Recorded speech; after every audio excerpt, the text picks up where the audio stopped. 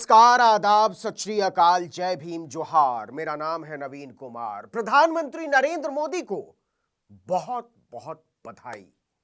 वो पहले ऐसे प्रधानमंत्री बन गए हैं, केवल भारत के ही नहीं पूरी दुनिया के, जिसने अपने किसानों के रास्ते में गड्ढे खुदवा दिए, जिसने अपने परकोटे को बचाने के लिए सड़कों पर डबल इंजन की सरकारों में कीलें ठुकवा दी, जिसने अपने किसानों पर ड्रोन से, जी हां, आसमान से आंसू गैस के गोले बरसाए, जिसने अपने चेहरे को बचाने के लिए किसानों पर तरह तरह के जुल्म ढाए।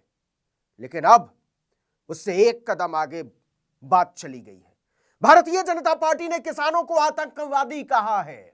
जी हां, भारतीय जनता पार्टी के एक बहुत बड़े मंत्री ने किसानों को आतंक फैलाने वाला बताया है। हरियाणा के होम मिनिस्टर और हेल्थ मिनिस्टर, कैबिनेट मंत्री अनिल विज, उन्होंने कहा है कि दरअसल ये किसान दिल्ली में आतंक फैलाने जा रहे हैं और इसकी मंजूरी नहीं दी जा सकती। हालांकि ये नया नहीं है, पिछली बार भी भारतीय जनता पार्टी और उसके प्रवक्ताओं ने और भारतीय जनता पार्टी के दलाल पत्रकारों ने किसानों को खालिस्तानी, आतंकवादी, देशद्रोही साबित करने में कोई कसर नहीं छोड़ी थी। लेकिन इस बार तो खुल्लम खुल्ला खेल है। भाजपा किसानों को आतंक फैलाने वाला बता रही है, अन्नदाताओं को आतंक फैलाने वाला बता रही है, धरती पुत्रों को आतंक फैलाने वाला बता रही है। अनिल विज ने यह कहा है कि किसान दरअसल दिल्ली को दहलाना चाहते हैं। उनके शब्द हैं कि किसान दिल्ली में बहुत बड़ा कांड करने वाले हैं और इसलिए हम इसकी इजाजत नहीं दे सकते। हरियाणा के रास्ते से हम उन्हें गुजरने नहीं देंगे। उन्होंने कहा कि जब वो चंडीगढ़ आए तो किसान नेताओं ने उनसे बात करने से इनकार कर दिया, जबकि ऐसा नहीं है। उन्होंने कहा, मुझे हैरानी है कि पंजाब सरकार ने एक नोटिस जारी कर हमसे कहा है हम अपनी सीमा पर ड्रोन ना भेजें। उन्होंने इसलिए कहा है कि आप ड्रोन से आंसू गैस के गोले किसानों पर बरसा रहे हैं। इसके बाद क्या कहा, जब किसान अमृतसर से आगे बढ़ने लगे तो उन्होंने उन्हें रोकने की कोशिश भी नहीं की। क्यों रोकें? हाई कोर्ट ने कहा कि रास्ता तो किसानों का भी है, आप किसानों को चलने से नहीं रोक सकते। इसका मतलब साफ है, अनिल विज का स्टेटमेंट है, वे चाहते हैं कि किसान दिल्ली में आतंक फैलाएं। आज से पहले नरेंद्र मोदी कि डबल इंजन की सरकार से पहले किसी भी नेता की ऐसी हिम्मत नहीं थी कि वह किसानों को आतंकी कहे, आतंक फैलाने वाला कहे, उन्हें देशद्रोही कहे। लेकिन भारतीय जनता पार्टी ने खुलेआम किसानों को आतंक फैलाने वाला कहा है। जो गोले बरसाए जा रहे हैं वो तो जाने ही दीजिए, जो कीलें ठोक दी गई उसको तो जाने ही दीजिए, जो बड़े बड़े बोल्डर्स रख दिए गए सीमेंट के किसानों के रास्ते में उसको तो जाने ही दीजिए। लेकिन अब आप किसानों को जो एमएसपी की मांग करने, न्यूनतम समर्थन मूल्य की मांग करने दिल्ली आ रहे थे, उनको आप आतंकी कह रहे हैं। और आईना किसने दिखाया है? शर्म आनी चाहिए उन लोगों को। आईना किसने दिखाया? आईना दिखाया है भारत रत्न एमएस स्वामीनाथन की बेटी ने। जी हां, हरित क्रांति के जनक एमएस स्वामीनाथन को नरेंद्र मोदी की सरकार भारत रत्न देने का ढोंग करती है और वही डबल इंजन की सरकार किसानों की कमर पर कहर बनकर टूटती है। तो एमएस स्वामीनाथन की बेटी से रहा नहीं गया। उनका नाम है Madhura Swaminathan, Indian statistical institute Bengaluru में प्रोफेसर हैं। उनसे रहा नहीं गया, बर्दाश्त से बाहर हो गया और उन्होंने बाकायदा यह बात कही कि यह किसान हैं, अपराधी नहीं है। आप इनके साथ बर्बरता से सलूक करना बंद कीजिए। आपको किसानों से बात करनी होगी। आप किसानों के साथ टॉक टेबल पर जाइए और मुलायमियत के साथ उनकी बात सुनिए। यह बात किसने कही है? एमएस स्वामीनाथन की बेटी ने, हरित क्रांति के जनक भारत रत्न एमएस स्वामीनाथन की बेटी मधुरा स्वामीनाथन ने। और मधुरा स्वामीनाथन कोई साधारण महिला नहीं है। उनका बहुत बड़ा काम है किसानों पर। ऑक्सफोर्ड यूनिवर्सिटी से उन्होंने इकोनॉमिक्स में पीएचडी की है, डॉक्टरेट की उपाधि ली है और वेलफेयर इकोनॉमिक्स, कल्याणकारी अर्थशास्त्र पर उनका बहुत सारा शोध निबंध है। उन्होंने कहा है कि किसानों के साथ बर्बरता हो रही है और यह बर्बरता बर्दाश्त के लायक नहीं है। आप किसी के साथ इतना गंदा, इतना घटिया सलूक नहीं कर सकते।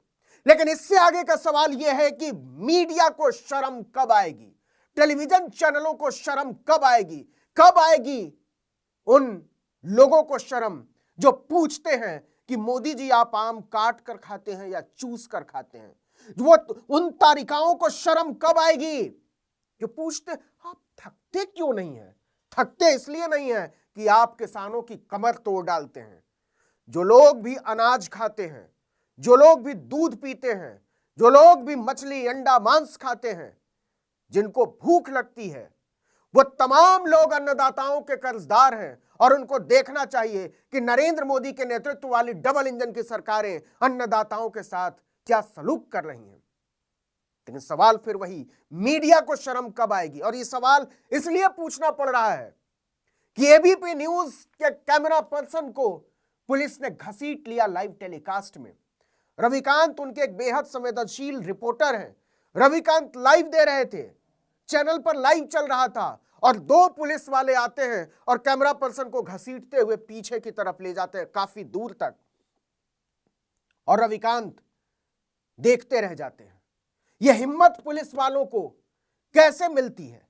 इतना ही नहीं, सत्येंद्र चौहान, आज तक के रिपोर्टर, लाइव टेलीकास्ट में, नेहा बाथम एंकर थी, लाइव टेलीकास्ट में बैठी हुई थी, और सत्येंद्र को एक छर्रा लगता है और वो चीखते हुए पीछे की तरफ भागते हैं कि नेहा लगता है मुझे गोली लग गई है, नेहा मुझे लगता है गोली लग गई है। हालांकि बाद में वो छर्रा निकला। लेकिन सवाल है कि पत्रकारों पर छर्रा चलाने वाले कौन हैं।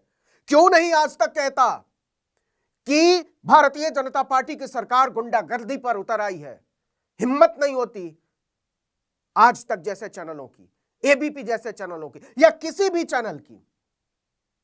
लगातार किसानों का मान मर्दन किया जा रहा है, उन पर सवाल उठाए जा रहे हैं। भारतीय जनता पार्टी की कठपुतलियों में तब्दील हो चुके चैनल अब खुद ही खतरे के दायरे में हैं। उनके रिपोर्टरों को धकियाया जा रहा है, छर्रा लग रहा है, लेकिन आज तक नहीं कहता कि किसानों पर गोलियां बरसाई जा रही हैं, छर्रे बरसाए जा रहे हैं, रबर के बुलेट बरसाए जा रहे हैं, उन्हें घसीटा जा रहा है। और अब यह आंच मीडिया पर आ गई है। कब तक यह चुप्पी कब तक रहेगी, यह सोचने की बात है, यह समझने की बात है। क्योंकि जिस तरीके से चीजें आ गई हैं, किसानों को दिल्ली पहुंचने से रोका जा रहा है, उसमें बहुत सारी चीजें साफ हो रही हैं। और मीडिया की दलाली तो एक तरफ छोड़ दीजिए, मीडिया जितना दलाल हो चुका है भारतीय जनता पार्टी की हुकूमतों का, उतनी दलाली तो कोई कर ही नहीं सकता, यहां तक कि भाजपा के अपने लोग भी नहीं। कार्ल मार्क्स ने एक बार कहा था, thank God I am not Marxist. तो आज भारतीय जनता पार्टी के लोग कह रहे हैं कि शुक्र है भगवान मैं भाजपाई नहीं हूं। नरेंद्र तोमर, उन्होंने कहा, कृषि मंत्री हैं भारत के, दलाल मीडिया को सुनना चाहिए। कृषि मंत्री नरेंद्र तोमर ने कहा कि रास्ता बंद करने से कोई हल नहीं निकलेगा। जी हां, केंद्रीय मंत्री हैं, उन्हें अंदाजा है कि इसका नतीजा क्या हो सकता है, यह गुस्सा क्या करेगा चुनाव में। इसलिए वो कहते हैं नरेंद्र तोमर की रास्ता बंद करने से कोई हल नहीं निकलेगा, बात होनी चाहिए। लेकिन बात कौन करेगा और किससे करेगा? सरकार के पास 2 साल तक वक्त था, और यही तो किसान कह रहे हैं कि आप बात करने को राजी नहीं हैं। हम दिल्ली से चले जाते हैं और आप चादर तान कर सो जाते हैं। नरेंद्र मोदी दबा कर खाते हैं और चाप कर सोते हैं। अभी वो कहां है नरेंद्र मोदी? राहुल गांधी के बारे में कहा जाता है ना कि जब देश में बड़ी घटना होती है तो विदेश में होते हैं। यह तो नरेंद्र मोदी के साथ सच है कि जब देश में बड़ी घटना होती है, जब लाखों लाख किसान सड़कों पर हैं, जब हाहाकार मचा हुआ है, जब डबल इंजन की सरकारें किसानों पर कहर बनकर टूट रही हैं, तो प्रधानमंत्री नरेंद्र मोदी विदेश में मौज उड़ा रहे हैं। जी हां, मौज। वो मंदिर का उद्घाटन करने गए हैं। भारत को आधुनिक बनाने वाले धरती पुत्र। मंदिर क्या है? मेहनत कश लोगों की आत्मा जहां बसती है वहां मंदिर होता है। मंदिर है खेत खलिहान, मंदिर है तालाब और बांध, मंदिर है वो जगह जहां मजदूर काम करते हैं, लेकिन प्रधानमंत्री नरेंद्र मोदी के लिए मंदिर वो जगह है जहां वो घंटा हिला सकते हैं। इसलिए कि टेलीविजन चैनलों के लिए यह बड़ा मुफीद होता है। मौज कर रहे हैं विदेश में, लाखों लाख किसानों पर जुल्म को देख रहे हैं विदेश की धरती पर बैठकर। लेकिन क्या एमएस स्वामीनाथन की बेटी ने जो कहा है उसको दरकिनार किया जा सकता है? और क्या अनिल विज के बयान को दरकिनार किया जा सकता है कि किसान दरअसल आतंक फैलाने दिल्ली की तरफ कूच कर रहे हैं? उन लोगों को चुल्लू भर पानी में डूब मरना चाहिए जो लोग किसानों को आतंक फैलाने वाला बता रहे हैं। इस वीडियो में इतना ही, लेकिन अगर आपने आर्टिकल 19 इंडिया को अब तक सब्सक्राइब नहीं किया तो फौरन कीजिए, बेल आइकॉन दबाइए, घंटी जैसी आकृति लाइक कीजिए और कमेंट करके बताइए हमारा वीडियो आपको कैसा लगा। यूट्यूब पर देख रहे हैं तो हमारे चैनल को सब्सक्राइब कीजिए, फेसबुक पर देख रहे हैं तो हमारे पेज को लाइक कीजिए, इंस्टाग्राम पर हमें फॉलो कीजिए और हमारा ट्विटर हैंडल है article19_India और मेरा ट्विटर हैंडल है नवीन जर्नलिस्ट। नमस्कार।